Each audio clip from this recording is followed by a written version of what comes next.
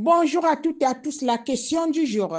La fondatrice de l'association humanitaire Les Cris du Cœur d'Adrienne vient plaidoyer la cause existentielle qui gangrène tous les enfants mineurs vulnérables qui vivent à la rue et ceux qui sont commerçants dans des marchés. Une approche comparative. L'État peut travailler avec l'association pour sauver des vies de tous les enfants mineurs vulnérables à travers l'association humanitaire Les Cris du Cœur d'Adrienne.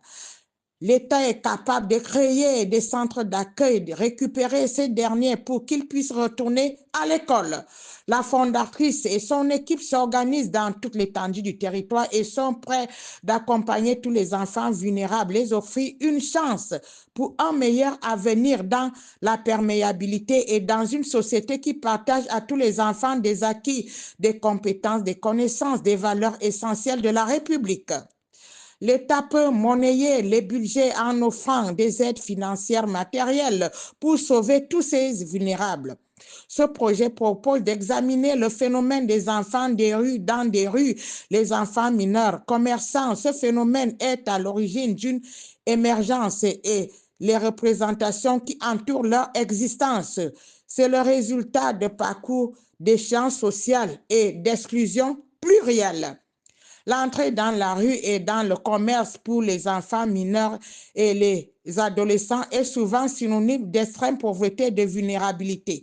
L'économie morale autour de ces enfants des rues et marchés repose avant tout sur des principes véhiculés par la Convention internationale de leurs droits, les plaçant au carrefour de plusieurs figures emblématiques sur le virage de la vulnérabilité infantile, celle de l'enfant sans famille, celle de l'enfant hors école, ou encore celle d'un adolescent errant qui menace la sécurité publique. Ces figures emblématiques à la fois faiseurs et casseurs de sociétés de l'âme sont parfois contraints d'explorer de nouvelles voies d'affirmation identitaire et de débrouille économique aux marges de la légalité par l'entremise de bandes de pères souvent coupées par des scolarités humanistes traditionnelles et familiales. La fondatrice et son équipe s'intéressent à la manière dont la construction de la culture de la rue et du marché s'inscrivent dans la dynamique transformatrice de la post-colonie et dans ses traditions. Les questionnements autour du phénomène de l'errance et des voies commis dans les rues et par la rue viendront souligner la capacité des enfants à faire la ville par les aptitudes à façonner des espaces au territoire usé qui est à reléguer spatialement. Ce projet s'attache à comprendre le double phénomène d'exclusion, inclusion, intégration et égalité de chance au sein du groupe de pairs en tant que ciment d'appartenance à la marge. La fondatrice interrogera les différentes figures des enfants des rues, des plus vulnérables aux plus redoutés, un examen la question de leur prise en charge, du rôle, voire la responsabilité de l'État, de la société civile, de la religion, de la famille.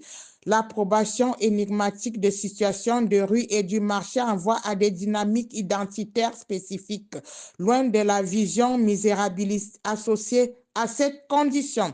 C'est pourquoi une attention particulière sera portée sur des constructions et assignations identitaires de ces jeunes enfants et adolescents. Leur représentation et leurs discours seront dans l'objectif d'ouvrir un espace de discussion sur l'espace qu'ils occupent dans la société, à la fois celle qu'on leur accorde et celle qu'on leur attribue. La fondatrice de l'association mettra en œuvre des référentiels pour protéger l'enfant mineur vulnérable. Inclusion et égalité sur deux notions sont cruciales pour garantir un accompagnement respectueux, visible, digne aux droits relatifs d'échange enfants.